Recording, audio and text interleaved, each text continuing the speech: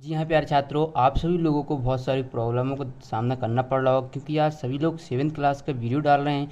कोई भी 6th class का यार सॉल्यूशन ही नहीं आपको प्रोवाइड करा रहा है। तो कोई बात नहीं, बोर्ड एग्जाम 22 है ना, आपके साथ पूरा का पूरा सॉल्यूशन लेकर आ चुका है। ये देखिए पूरा का पूरा सॉल्यूशन यहाँ पर मैंने लिखा हुआ है। बस बच्चों आपको क्या कर लेना है, आपको इस वीडियो को देखना है। देखिए प्रत्येक क्वेश्चन का आंसर यहाँ पर लिखा गया है। ये चित्र मैं आपको बताऊँगा, जब इस क्वेश्चन पर आऊँगा तो आपको स्क्रीन पर इसका चित्र दिख जाएगा। तो बच्चों यार सभी क्वेश्चंस के आंसर आपके लिए दिए जा रहे हैं और आप क्या कर रहे हैं, आप कुछ भी नहीं कर रहे हैं यार। आप क्या करना, आपको कुछ भी नहीं भी करना है, आपको सिर्फ इस वीडियो को अपने 10 दोस्तों के साथ शेयर करना है। ठीक है, इतना कर लेना बस, मेरा काम हो जाएगा। आप अपने दोस्तों के साथ इसे व्हाट्सएप ग्रुप पर, टेलीग्राम ग्रुप पर शेयर कर सकते हैं। मैं इसका सॉल्यूशन बता रहा हूँ तो जल्दी से देख लीजिएगा। ये जो कक्षा 6वीं का है कोई भी आपको नहीं बताएगा। आप 1 से 24 तक उत्तर सिर्फ इसी चैनल पर मिलेगा, सबसे पहले मिलेगा। तो जल्दी से इस वीडियो को लाइक कर दीजिए। चलिए वीडियो को स्टार्ट करते हैं। तो यहाँ पर पहला क्वेश्चन है, प्रश्न को पढ़कर नीचे दिए गए विकल्पों में सही विकल्प चुनकर लिखना है। पहला है कि मसूड़ों से खून आना,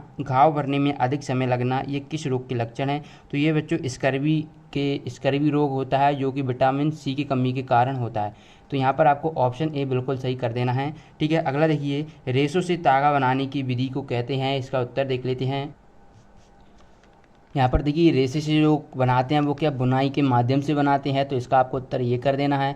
अगला प्रश्न देखिए, अगला प्रश्न आप स्क्रीन पर देख पा रहे होंगे, क्या है, निम्नलिखित समूह में मेल खाने वाला समूह ज्ञात कीजिए। तो निम्नलिखित समूह में मेल कौन सा खाएगा। तो ये ऑप्शन सी है यार, ये तो मैंने पहले बता दिए थे, इसलिए मैं जल्दी जल्दी बता रहा हूँ, आपका भी टाइम वेस्ट ना हो। लेकिन आपको क्या करना, आपको हम आपके समय की बचत करवा रहे हैं तो आपको इस चैनल को सब्सक्राइब कर लेना है। बता दूँ कि चैनल को सब्सक्राइब करना बिल्कुल फ्री होता है और आप चैनल को सब्सक्राइब कर सकते हैं क्योंकि आपको यार यहाँ पर पूरा का पूरा सॉल्यूशन प्रोवाइड कराया जा रहा है। इसके बाद देखिए प्रश्न 4, आटे की चलनी से छानने पर चलनी में रह गए गेहूं के छिलकों को क्या कहते हैं। तो ये चोकर कहते हैं। इसके बाद देखिए, बूझो गीली मिट्टी को सांचे में डालकर मुखौटा बनाता है, फिर उसे तोड़कर उसी मिट्टी में दूसरे सांचे में डालकर दूसरा मुखौटा बना रहा था। ऐसा उसने कई बार किया क्योंकि गीली मिट्टी में परिवर्तन हो रहा था।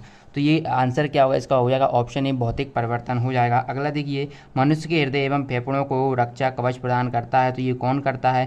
तो ये उपस्थिति करती हैं। तो यहाँ पर आपको ऑप्शन डी बच्चों कर देना है इसका सही आंसर। अगला देखिए, वर्तुल गति किसे कहते हैं। यहाँ पर ऑप्शन ए सही रहेगा, घूर्णन करते समय अंकित चिन्ह में दूरी समान रहे, यही वर्तुल गति कहलाती है। अगला प्रश्न देखिए, सूर्य ग्रहण के समय सूर्य कैसा हो जाता है। तो ये कैसा हो जाता है, तो ये काला हो जाता है, यानी ऑप्शन ए सही कर लेना है। इसके बाद बच्चों हम देखते हैं प्रश्न 9, फ्यूज तार किससे बनती है। तो ये ऑप्शन ए है, टिन और तांबे की मिश्र धातु, टिन और सीसा की मिश्र धातु, टिन और एल्यूमिनियम की मिश्र धातु, निकल और क्रोमियम की मिश्र धातु। तो सही आंसर होगा डी ऑप्शन सही रहेगा। अगला देखिए, अगला आप यहाँ पर देख पा रहे हैं, चुंबकों के प्रतिकर्षण होगा। तो देखिए आकर्षण और प्रतिकर्षण दो चीज़ होती हैं। यहाँ पर प्रतिकर्षण पूछा है, तो प्रतिकर्षण कब होगा, जब सदैव समान ध्रुवों में होंगे वो लोग। ठीक है, जैसे कि मान लीजिए समान ध्रुव, जैसे मान लीजिए दो ध्रुव होते हैं, एक साउथ पोल होता है, यहाँ पर इस तरीके का चुंबक बनता है, जो जो एरिया बनता है चुंबक का कुछ इस तरीके का बनता है। ठीक है, ये आप मान लीजिए ये साउथ पोल है और ये एन है। ठीक है, ये आप इसे एन मान, ये इसे एस मान सकते हैं, इसे एन, कोई दिक्कत वाली बात नहीं है। लेकिन कब होगा, जब यहाँ पर एन एन के दो चुंबक रहेंगे तब इनमें प्रतिकर्षण होगा। चलिए अगला देख लेते हैं, प्रश्न 11 है। ठीक है, प्रश्न 11 में क्या पूछा गया है, विटामिन सी की प्रमुख स्रोतों को चित्र सहित बताना है। तो विटामिन सी की प्रमुख स्रोत हैं आंवला, टमाटर, आम। तो बच्चों आप आंवला का चित्र यहाँ पर बना सकते हैं, टमाटर का बना सकते हैं, ये आपको बना लेना है, ये तो आप स्वयं भी कर लेंगे। अगला देखिए, संश्लिष्ट तंतु किन पदार्थों से मिलकर बनते हैं। संश्लिष्ट तंतुओं के उदाहरण लिखिए। तो संश्लिष्ट तंतु आप यहाँ पर देख पा रहे हैं, जो तंतु रासायनिक पदार्थों से निर्मित किए जाते हैं उन्हें संश्लिष्ट तंतु कहते हैं। और उदाहरण देखिए, तो पॉलीएस्टर हो जाएगा, नायलॉन और एक्रालिक संश्लिष्ट तंतु हैं, तो ये आपके संश्लिष्ट तंतु हो जाएंगे। इसके बाद अगला देखिए, निम्न पदार्थों में से बनी दो वस्तुओं के नामों की सूची लिखना है। यहाँ पर लकड़ी, तो लकड़ी के द्वारा दरवाज़ा बना ले सकते हैं, मेज बना सकते हैं, टेबल बनाते हैं, तो ये आपको लिख देना है। अगला देखिए चमड़ा, तो चमड़ा का जो पदार्थ बनाते हैं वो बेल्ट रहता है, चप्पलें रहती हैं। इसके बाद प्लास्टिक से पॉलीथीन, और एक आपको कमेंट बॉक्स में बताना है। ठीक है, ये प्रश्न 13 है। अगला प्रश्न देखिए, बच्चों यहाँ पर अगला प्रश्न है, 14वां प्रश्न है, अवसादन, निस्तारण और निस्यंदन विधियों को समझाइए। तो यहाँ पर अवसादन क्या होता है कि किसी गंदे जल में विलय भारी अवयवों को नीचे तल में बैठ जाना अवसादन कहलाता है।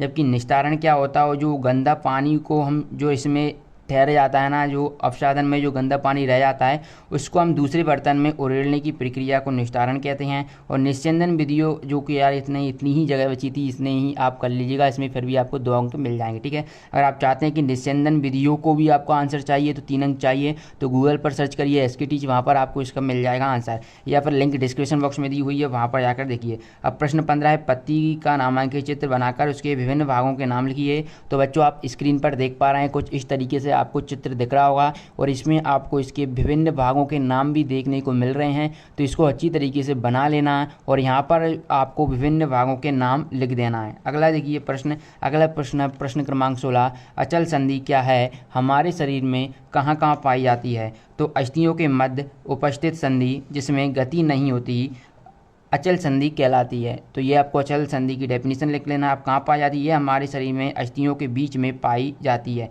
कहाँ पर पाई जाती है, तो ये अस्थियों के बीच में पाई जाती है, ठीक है। तो यहाँ पर भी यहीं पर लिख दिया था, अस्थियों के मध्य उपस्थित संधि जिसमें गति नहीं होती अचल संधि कहलाती है। फिर भी अगर ये पूछा है कहाँ पाई जाती है, तो ये क्या अस्थियों में पाई जाती है। अगला देखिए, पग अथवा कदम का उपयोग लंबाई के मानक मात्रक के रूप में क्यों नहीं किया जाता।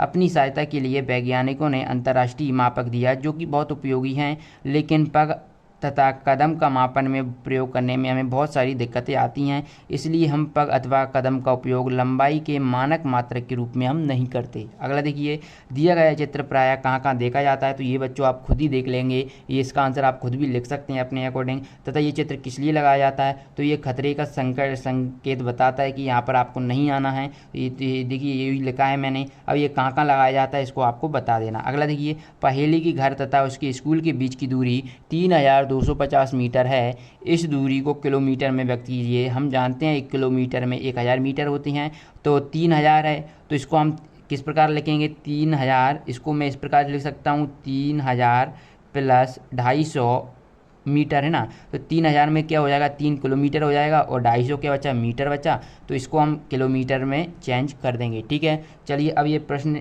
20 है, कशेरुका किसे कहते हैं, एक मेरुदंड में कितनी कशेरुकाएँ होती हैं। तो ये 20, 21, 22, 23, 24, 5 प्रश्न बचे हैं आपके। तो ये आपको नेक्स्ट वीडियो में मिलेंगे। जब तक आप इस चैनल को सब्सक्राइब कर लें और बेल आइकन के बटन को प्रेस कर लें, तभी आपको पूरा सॉल्यूशन मिलेगा।